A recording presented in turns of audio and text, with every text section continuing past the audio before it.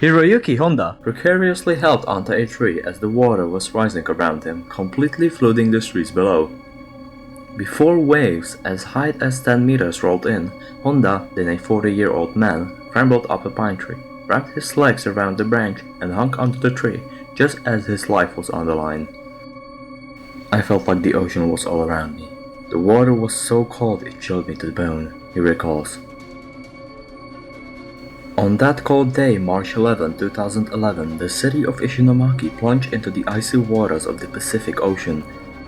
The tsunami wave unexpectedly hit this city of 150,000 people, which had a geographical advantage compared to the other cities near the epicenter and was seemingly better protected.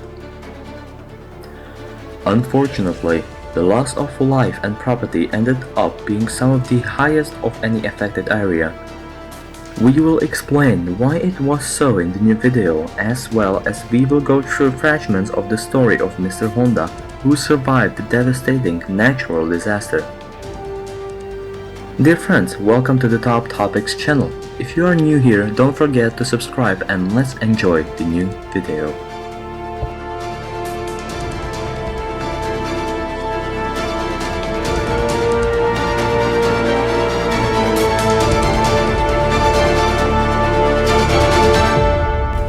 The city of Ishinomaki was located very close to the epicenter of a strong undersea earthquake. The nearby town of Anagawa, which was exposed directly to the source of the powerful tsunami, was completely devastated, as we documented in one of our previous videos. However, the city of Ishinomaki seemed to have an advantageous location as it is located by this magnificent hilly peninsula under the city of Anagawa, which stretches 20 kilometers to the south and thus forms a natural barrier for the city of Ishinomaki. According to all previous predictions, the barrier should have probably dampened even larger tsunami waves. Therefore, the city did not have any special passive protection against wave in a form of massive breakwaters like other cities. This became fatal for the city. A massive horizontal wave that was moving in an east-west direction rapped against the southern edge of the peninsula and then changed its direction to the north, directly towards the city of Ishinomaki.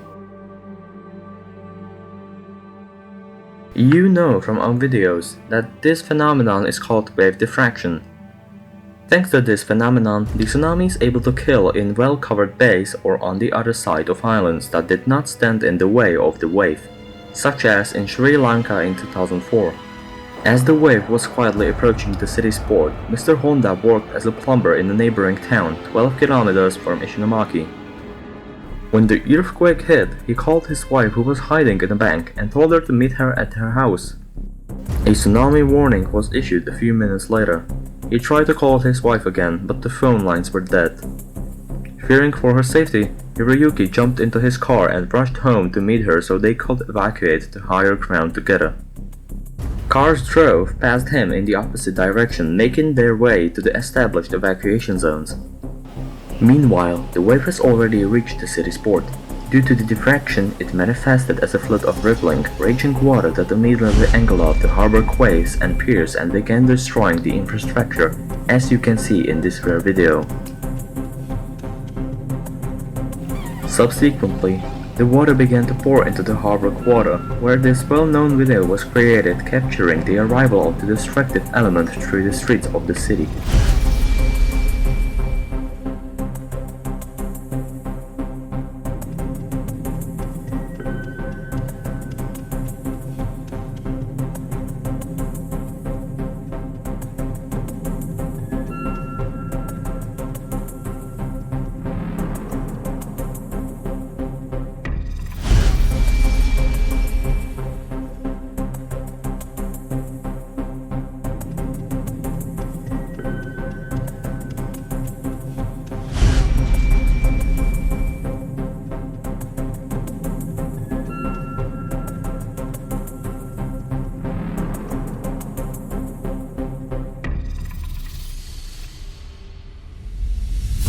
And just at that same moment, Mr. Honda was approaching the neighborhood where he lived, which is adjacent to the port.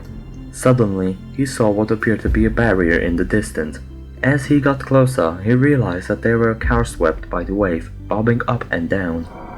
As he desperately turned the car around, he saw a man trying to escape the rushing water on foot. I pulled him into the car through the window and we drove away. But by that time, the tsunami was already ahead of us, recalls Honda. The water blocked their path and they realized they were trapped. The pair quickly left the car and ran to find a cover. The water was approaching and the last option for both men was to scramble up the nearby trees. As soon as they reached them, the water swept away everything below them. It's hard to imagine the power of a tsunami unless you've experienced it. It's a destructive force that just envelopes and wipes out everything in its path.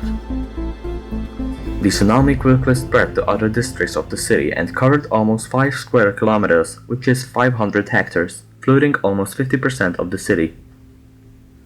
The Ishinomaki tsunami destroyed more than 50,000 houses and buildings, destroyed the vibrant city center and most of its port and infrastructure. Almost 3,100 people lost their life in the city. Mr. Honda did not come down from the pine tree until the next morning, March 12th. It looked like his city had been destroyed by an atomic bomb. Wading through the wreckage and dodging parts of wrecked boats washed ashore by the waves, it was a terrifying feeling. Half-collapsed buildings were submerged in water and he struggled to breathe the air, which was full of acrid smoke. When he arrived at the evacuation center at the school on elevated place, he found out his wife was alive because she had been evacuated in time. But overnight, they lost friends, their house, and indeed a part of the city that made up their lives. They will never forget this dark and terrifying day. The tsunami took almost everything from me, but the most valuable thing, our lives, was preserved. We take it as a new chance for a new life. Many of us were not so lucky. Mr. Honda concludes his life story. Today, the city is experiencing a real renaissance, and just like in other parts of Japan, renewal is happening on an accelerated pace. Although the traces of the tsunami are still visible, they are diminishing.